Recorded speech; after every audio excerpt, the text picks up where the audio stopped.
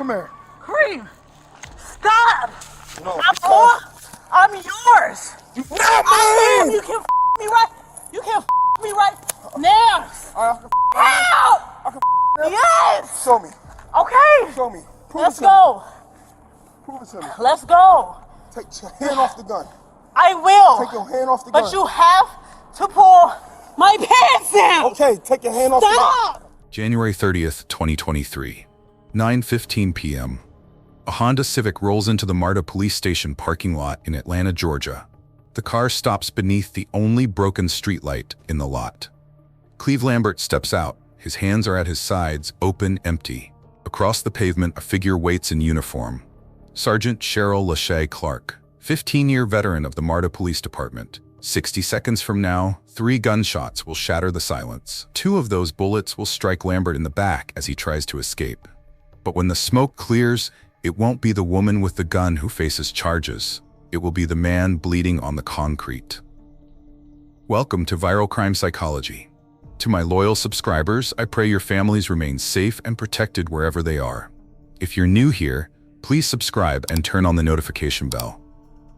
Here, we bring you the untold details of true crime cases, the facts others leave behind, and the truths that deserve to be heard. Today, we examine a case where the person sworn to protect became the one who pulled the trigger, where a badge didn't guarantee justice, where the victim became the accused. Cleave Lambert walked through the gates of Georgia State Prison at 38 years old. Everything he owned fit into a clear plastic bag. His sentence was complete. His debt, according to the state, had been paid. He moved into his sister's apartment in East Atlanta and started over. Every morning at 5 a.m., Lambert boarded the MARTA train heading downtown. Construction sites, warehouses, anywhere that might take a chance on someone with a record, he filled out applications, attended every interview he could get. The answers came back the same. Background check failed, position filled, we'll call you. His parole officer documented perfect attendance. Every meeting on time, every drug test clean. Lambert was doing everything right. Eventually, a restaurant near Peachtree hired him to wash dishes. $7.25 an hour. It wasn't much, but it was honest work. He started sending money to his mother in Augusta. Then something changed. Lambert stopped taking the direct route home through 5 Point Station. Instead, he transferred at West End, adding 20 minutes to his commute each night. When his sister asked why, he told her the crowds at 5 Points made him uncomfortable. But that wasn't the truth. The truth was simpler and more dangerous. He was avoiding someone he'd already paid a terrible price for knowing. What Lambert didn't know? She'd already found him, and she'd been watching for months. While Cleave Lambert earned minimum wage washing dishes, Sergeant Cheryl Clark made $68,000 a year with the MARTA Police Department. 15 years on the force. Multiple commendations for excellence. By every official measure, Clark was exactly what a police officer should be. Then in October 2022, she made an unusual request. She wanted a transfer to the night shift at 5 Point Station. 5 Points is the busiest transit hub in Atlanta. 40,000 people pass through every day. Drug deals happen in plain sight. Assaults are common. Officers have been stabbed on duty. Most rotate out after 6 months. The assignment is considered punishment, not a promotion. Clark asked to stay. Her supervisors approved it. Nobody questioned why a decorated sergeant would volunteer for the most dangerous post in the system. But there was something her supervisors didn't know. Something buried in her personnel file that should have raised alarms. 3 prior complaints, 2 for excessive force, 1 for harassing an ex-boyfriend in 2019. All 3 complaints were closed without discipline. No investigations, no consequences. The pattern was there, documented in official reports. Nobody connected the dots. Because Cheryl Clark wasn't just patrolling 5 Point Station. She was hunting. And her target rode the same train every single day. 2 people. One trying to escape his past, the other weaponizing her present. Their paths were about to collide in the worst possible place. To understand what happened on January 30th, 2023, you need to know this wasn't the first time Cheryl Clark shot Cleave Lambert. According to Lambert's own account, his original prison sentence, the years that cost him everything, traced directly back to her. We went about a good year and a half never arguing. Okay. It was one incident where she got caught in a lie. Okay. And I realized I can't trust her. I cursed the fuck out that day. Okay. You know what I'm saying? That was the first incident. Then we had an incident, argument over my car, which that's a story, a narrative that nobody knows the full story about. They had been involved. Clark was married at the time. Lambert claims she deliberately destroyed her own marriage to be with him. Right. So that's why I said that people can't believe the narratives that's out there. Mm-hmm. Shorty was married when we met. And that's how we got the situation, the understanding that we had. Okay. Because she was married and she like, yo, I'm married, I'm in the middle of a divorce. Okay. And I'm like, well, I'm in a relationship and we got something going on. Mm-hmm. You know, so we start seeing each other. And about a month later, she was divorced, finalized. So, you know, it ain't like the whole entire time she cheating on her husband, you know. So that's how that came about with, you know, with the kind of relationship we had. But after a year and a half, I mean, I'm still with my girl. Mm-hmm. You got divorced and you with me, but I'm still with my girl. So, you know, she can't act like she didn't know. Because I go home to my woman every night. Yeah. What started as a relationship soon turned volatile. When Lambert tried to end things, Clark didn't let go. The problems escalated. The very first time that I tried to break it up with old girl, and it's just like, you know, a few months in, I try to break it off with her. Mm-hmm. And I'm like, look, I think I'm going to try to make my relationship work. Okay. You know, and she just crying and she like, hey, you could have both of us, you know. She like, I just want to be the lead. Correct. And I'm like, nah, me and this girl been together, you know, on and off 20 years. How you going to take the lead? Okay. And so I tried to break it off with her that day. And she cried and cried and cried. And I got in my car and left. And I drove a few blocks away. Mm-hmm. And she followed me.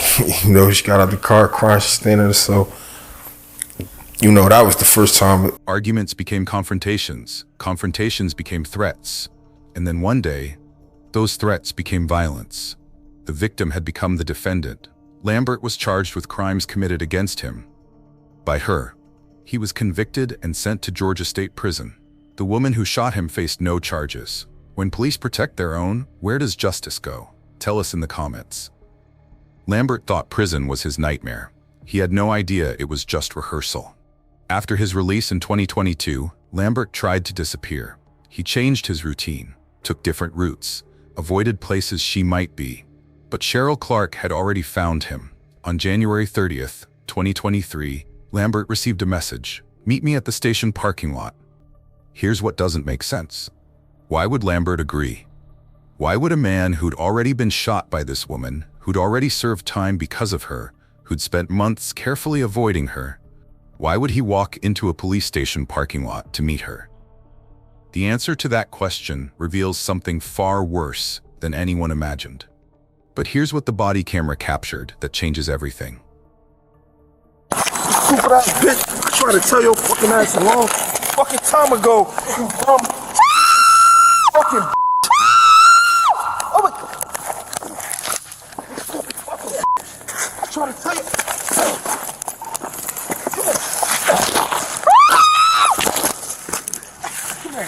No, stupid bitch. Time ago. So fucking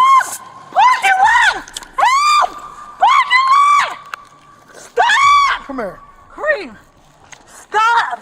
No, I'm yours. not me. You can f me right. You can f me right now. I can right now. I can right now. Yes. Show me. Okay. Show me. Let's go. Prove it to me. Let's go. Take your hand off the gun. I will. Take your hand off the gun. But you have to pull my pants down. Okay, take your hand off the gun. Stop. Take your hand off the gun. Kareem, stop. Okay. That's what I'm saying. If you don't take your hand off the gun, you is going to get shot by this. Parking lot. Stop. Told you. Told you. Kareem, stop. No, bro.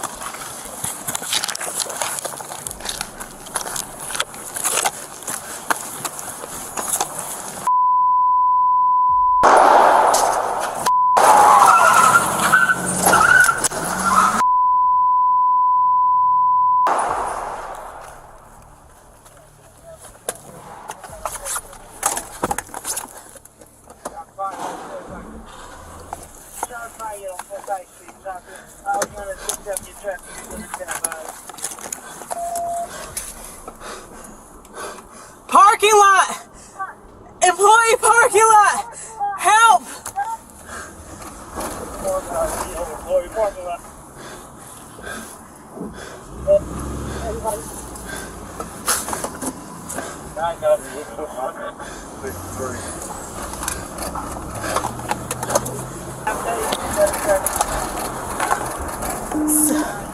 Subject just turned on Decatur Street, going past Georgia State.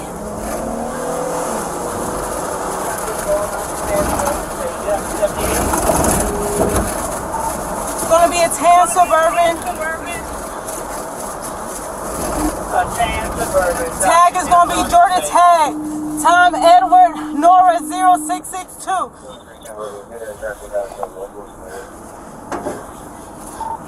Correction subject. 58 knee radio. I'm behind him in the vehicle. What's your location? On Decatur, headed towards King. Decatur headed towards King. All units around here will be unit number. 1101 radio. If I have your unit number. 1101. Stopping at he just ran into the 59 Decatur and Bell Street. Decatur and Bell Street. Signal 41 also. Signal 41, Decatur and Bell.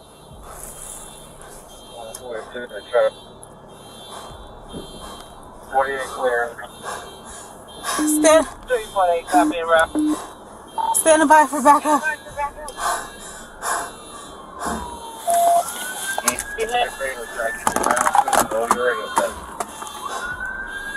1101 unit code 35. 36 Baker.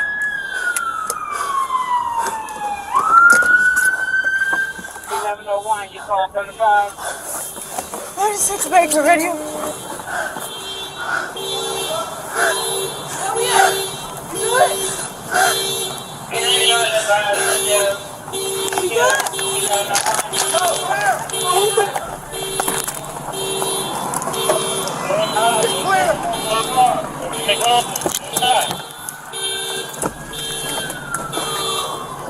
How do you open the damn door? Yeah, that's right here. Yeah. How do you open the door? Indicator, copy. Step back. I can't open the door.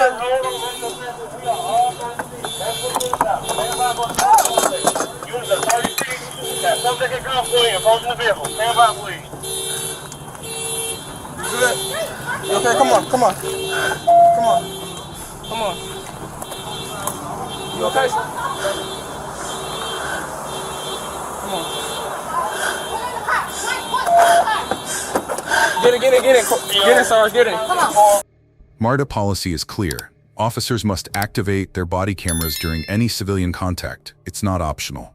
Cheryl Clark's camera was on. At 9:47 p.m., 32 minutes after the shooting, backup units arrive. Lambert is in his crashed vehicle less than a block away, bleeding. His arm is shattered.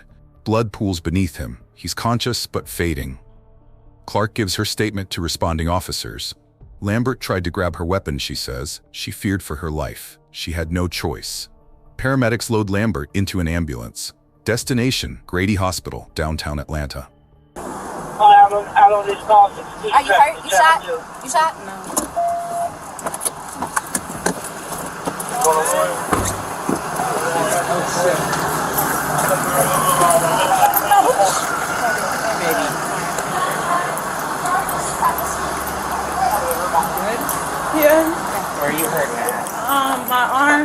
Can you grab my phone off the driver's floor? Left arm. Left arm And face. upper arm. Okay, y'all make a level 1. Level 1. To the face and arm. So turn to There you go. lay Lay back, yeah. Lay back. I got Is it the hand or is it the? It's her left, like shoulder, maybe. Okay. And right here. I'm going. I'm turning your radio off. I got it. You got a stat pack or something? Yeah, I got it for you. Where's your pain right now? Where's your pain? My face and my left arm. Face and left arm, okay. Y'all got a radio? I got it, y'all. I was gonna go the other way. You got a radio, Dr. Hussein? I don't. Will you secure a firearm really quick? Give me 1 second. You have a radio, Ryan? Can you radio this back? Let me secure this. Oh, okay. You gonna get the firearm? Also make sure nobody can enter. Also keep a block off for. We're going to your room, Tawana. I'm sorry. Whenever you get a chance, I'm gonna have to roll her, take the belt off. Okay. You got her sticker? Yeah. Here, bro. I'm gonna just go the other way. I'm coming. Just take the stretcher out. You got her belt? Yeah. Just relax. Just lay back. I got you. Lambert survives, but survival comes with a price: partial paralysis in his left arm. Georgia law requires the Georgia Bureau of Investigation to take over any officer-involved shooting. Protocol. Standard procedure. No exceptions. Agent Sarah Mills arrives at the scene to lead the forensic team. Within hours, her team notices something. The evidence doesn't align with the official story. Ballistics tells a clear narrative: 3 shell casings, 3 bullets. The pattern of fire reveals Lambert's position at each shot. Then came the decision that shocked even seasoned investigators. March 2024, 14 months after the shooting. MARTA finally terminates Cheryl Clark. The official reason: violation of department policy. When reporters ask which policy, officials refuse to specify. The details remain internal. Lambert's reality is different. He makes bond, $250,000. His legal fees exceed $30,000. His left arm will never fully function again. The pain is constant. His trial date is pending. He waits for his day in court. The man who was shot 3 times by a police officer now faces decades in prison for the encounter. Does the badge grant immunity? Have you seen this in your community? In a recorded interview, Cleave Lambert sits in front of a camera and tells his story in his own words. "This is how I went to prison the first time, because of her." He describes the first shooting, the hospitalization, what came after. "They kept moving me to cover up what their officer did," Lambert says.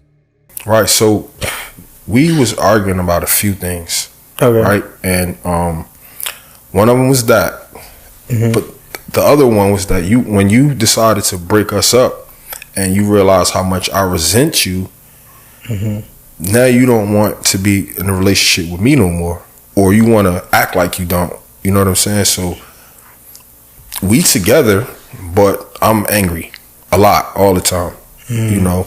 And so she just started exploring other options or whatever. So I caught her talking to a guy. She lying about hanging out with officers and stuff like that, you know, and I'm catching her in lies. And, you know, I'm like, well, why you break me up in my relationship? Why did you ruin that? You know?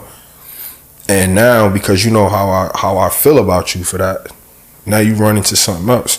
You know, some people got to be attached to somebody all the time. You know, so, you know, and that's one of the reasons that it lasted so long. One thing was that she came out of a 10-year marriage, whole family, you know, house, you know, husband, blended family. You know, they got family coming over to the divorce and that house being empty.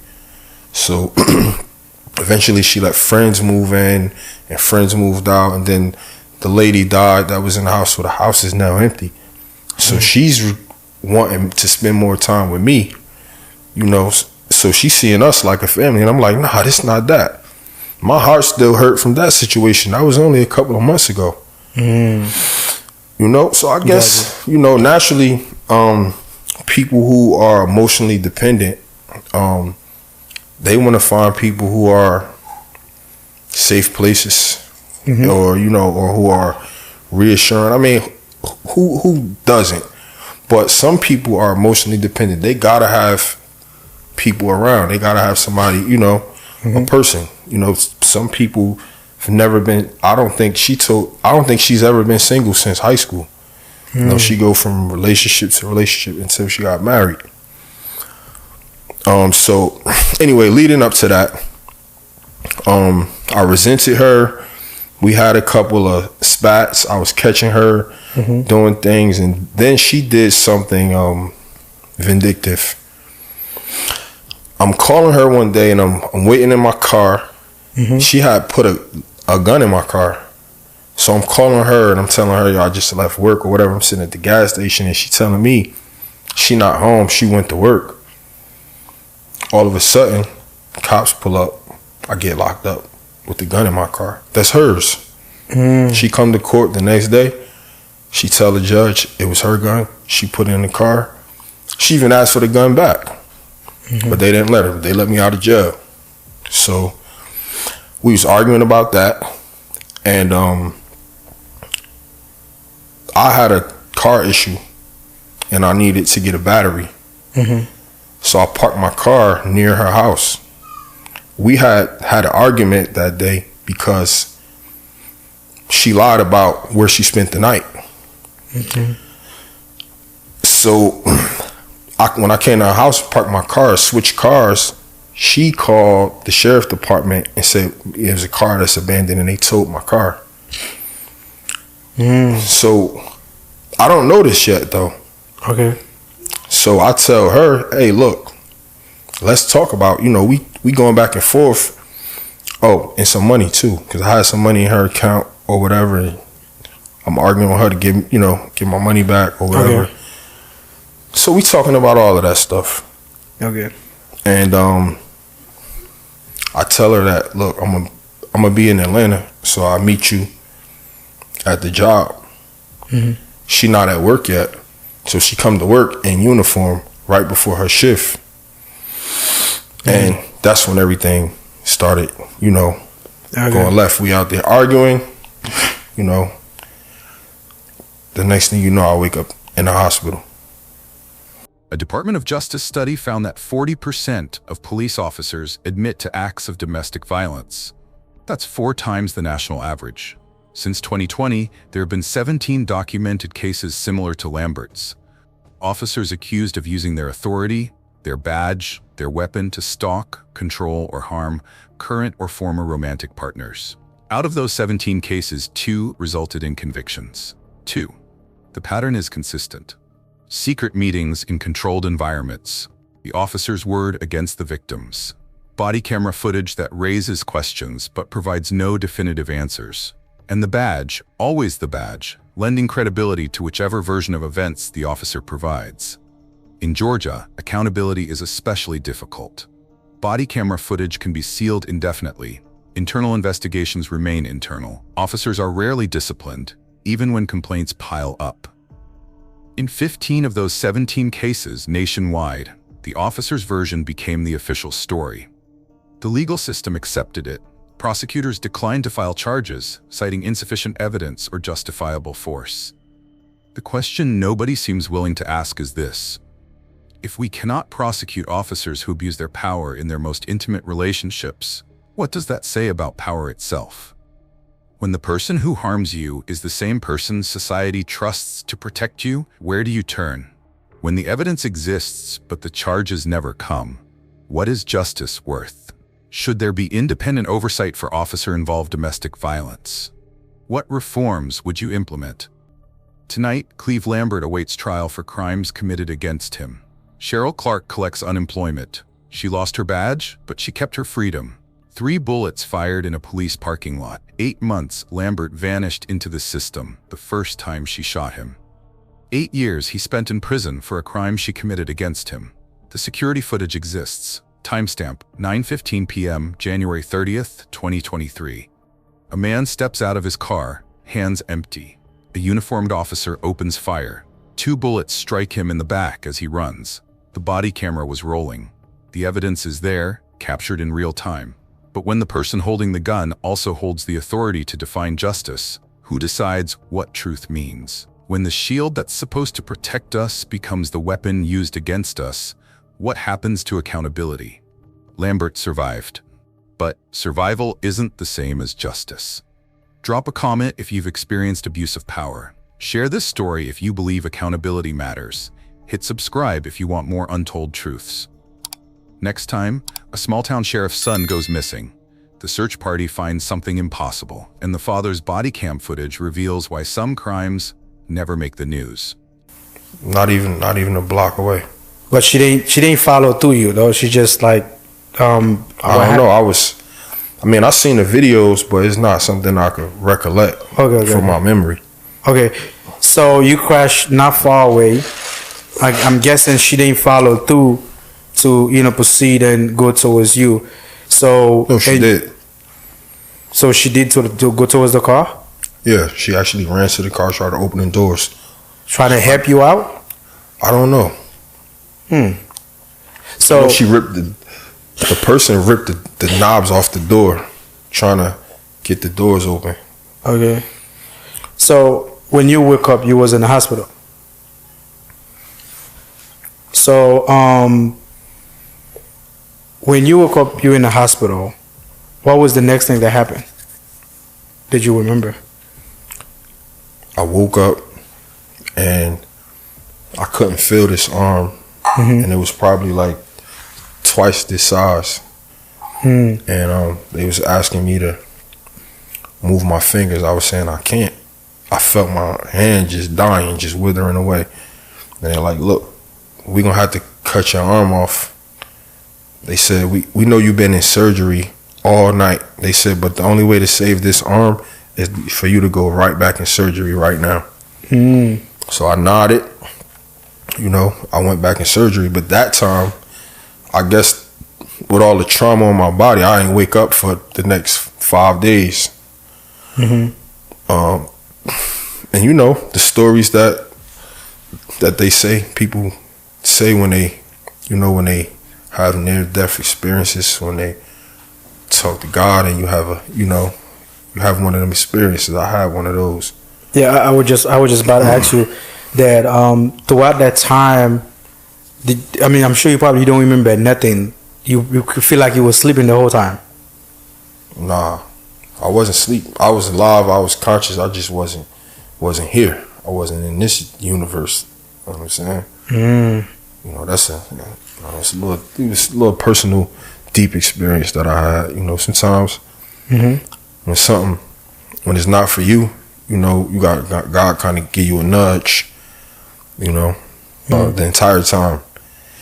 And actually, they have a something called the Glasgow scale. It's a scale that I think like between 1 and 15 determine how much life you have. 1 is dead, 15 is alive like you and me. I was at 3. So they told my sister, like, yo, he gonna be dead by the end of the day. You could get the body or whatever. So my sister drove out here with the FBI and she met up with the GBI. And I heard her, because what happened was they changed my name so many times to keep anybody from finding me. Every time somebody get close to finding out who I am, they change the name again.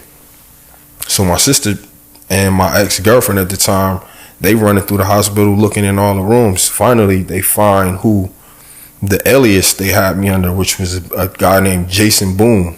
Why would they keep changing your name? They didn't want nobody to find my body. They wouldn't want the media there. It was still under investigation by the GBI. So, they was trying to really cover it up. Bottom line, they was trying to cover it up. If I would have died, nobody would have got details. Nobody would have probably saw the body camera or anything like that. My family was fighting for it, but they was trying to cover it up. Bottom line, they even had MARTA guarding me at the time. And finally, my lawyer stepped in like, yo, if MARTA is claiming to be the victim, how is they, watching over his body? So they switched departments. And I think Fulton County Sheriff's Department stepped in. Okay.